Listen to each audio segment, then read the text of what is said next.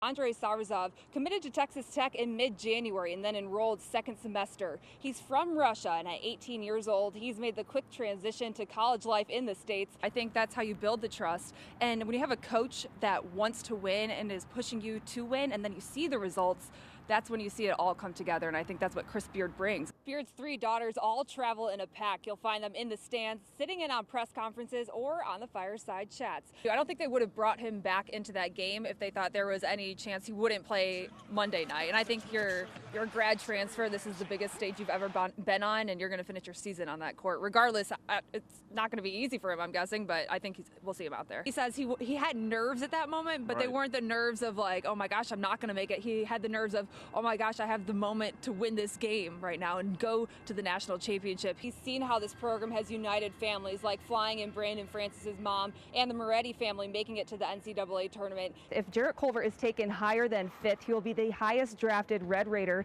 in program history, beating out Tony Battie. We interrupt you now to bring you breaking news. Texas Tech has parted ways with Cliff Kingsbury. I think a lot of people thought maybe Kingsbury's saving grace would have been that he dealt with a ton of quarterback injuries, and that's his signature, and the players that he develops is at the quarterback position. Alan Bowman went down early, then McLean Carter, who was the original starter, went down in the first game, and then Jet Duffy. You saw all 3 of those front runners who could have potentially been the starters in the beginning of the year play those games eventually. When the Coliseum comes up, what are some of the first memories that come to mind? A lot of tough practices. Kingsbury said earlier in the week he wanted to see him cut loose out there on the field, freelance a little bit more like he did in high school, and he recruited him. And let's just talk about how much more comfortable Texas Tech looked. Their offense got going. They controlled the pace of the game. Coming off its 3rd loss in a row to Iowa State, Tech football prepares for a primetime kickoff at the Jones against Oklahoma next Saturday. After a 51-14 win over Kansas State, the Sooners move up to 7th in the AP Top 25 poll.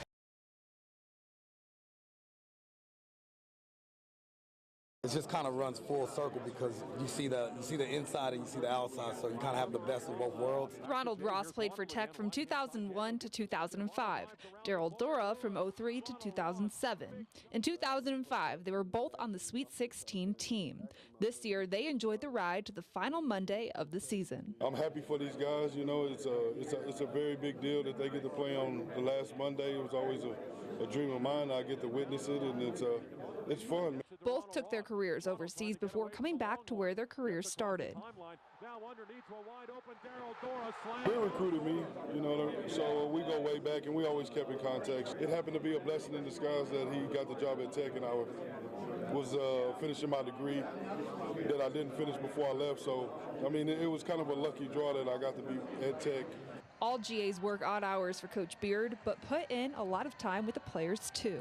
Ronald's been like a mentor to me. He's been like a big brother to me. You know, obviously he's a legend at Texas Tech. He was an All-American, and I really look up to him, just the way he handles himself on a daily basis. And then obviously, since he was such a great player, I love to learn from him and hear from him. Ross says he admires Chris Beard's consistency and never settle attitude, and it's contagious to the staff and players. If you're going to be a GA, especially for a top program, you know that you got to invest a lot of time. You got to be there whenever the coaches need you, and basically you just do whatever you're asked to do. We definitely get like all those phone calls at 3 a.m. when he's still up watching film and like all that sort of stuff. So just really to see how much like effort and grind he puts into this, if this is the board, it's awesome. He pulls all-nighters a lot. Like if he's not satisfied, he'll watch film until like 5 a.m. Last night we thought he was like in for the night. He's like, all right, good night, I'm going back to work. It was like midnight probably, so it's just like an everyday thing. The AP Coach of the Year prioritizes family, not just with his own, but with his players. I likes it because it keeps him in check and like keeps him humble. Yeah, I mean, he's always said like he really only has basketball and family, and like I think people might think it's an exaggeration, but it's absolutely not. Like he has no other hobbies. He really just does work and then hangs out with us. So I think it's important that he knows the players have that same sort of like outlet too. His outlet when he's not coaching. Big Mamma Mia fan. We have a lot of family jam sessions to Mamma Mia. Loves ABBA, huge fan of that. Outside of country, that's probably his number one. Yeah, he's just obsessed with like weird things. Beard's 3 girls have missed a lot of classes, and they'll miss a couple more to see their dads all-nighters pay off. I know my attendance means I'm going to get a B for the first time, which is not fun. I'll be going to Saturday school to make up my hours, and so, I mean, it's worth it, but it's kind of stressful. I just have lots of homework that I won't worth it, right? But I won't do it until like the plane ride back. That motivates me to say, hey, it's time for you to make a name for yourself again. 2 years ago, Dominic Franco took a chance. auditioning for the Texas Tech Pom Squad, a team no male has ever made. And it never even phased my mind that I could potentially be the first guy on this team. To me, it was just like, oh, I want to dance. Franco says males have tried out before, just never made it. I don't know if many people here know that boys dance, but I've actually heard nothing but like positive outcome from everyone at the school. I'll be at Walmart and random people will just be like, oh, you're the other guy on the dance team, and I go, yeah, that's me. And they just go, I just want to say like congratulations for like doing what you're doing and never letting anything stop you. And I go, thank you so much. Like just it's so cool that people are starting to see this. Franco's best friend and dance major, Lacey Fortune, says he's an icebreaker for the program. Especially being in West Texas, a male on a Pom Squad is huge. It means so many things for gender normativity. I think boys of all ages are looking at Dominic and saying, that's a little bit different. And it's not everything that people thought it was going to be. He still keeps all of his masculinity while doing all of the performances with all of the females.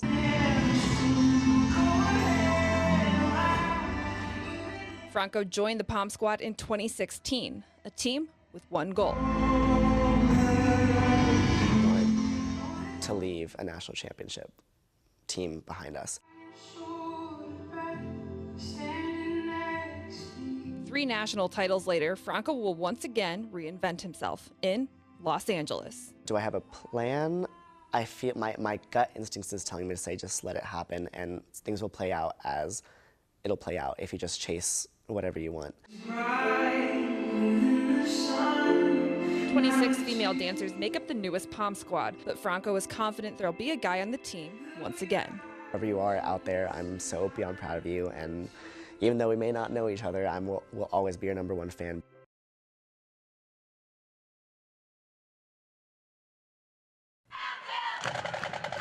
I was born like this, so I had to get used to it, I guess.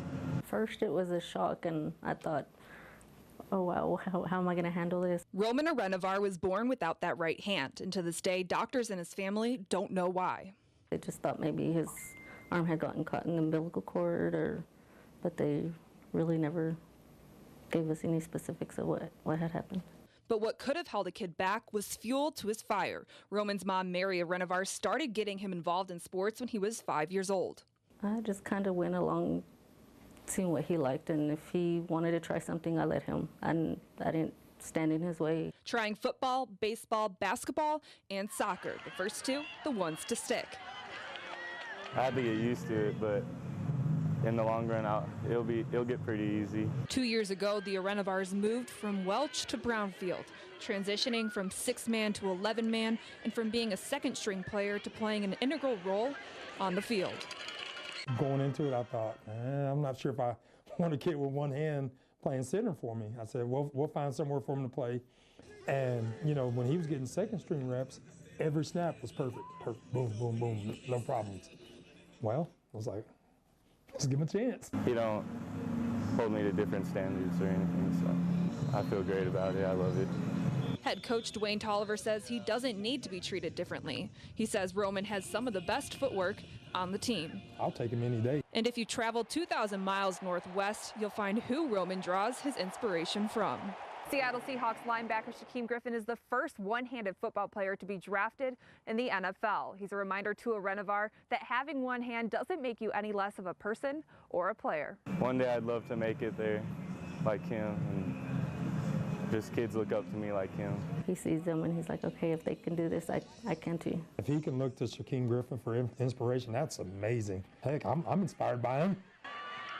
While Roman looks to Griffin for inspiration, he inspires and surprises those closest to him all the time. I walked in on him one day lifting weights and he was doing the bar, and I thought, wow, I mean, it amazes me, and it just leaves you amazed.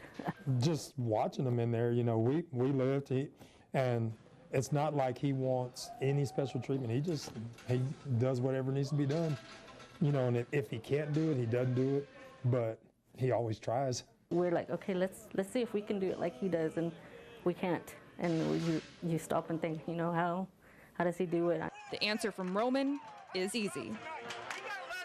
I just don't think about my having one arm. I think I'm just like everyone else.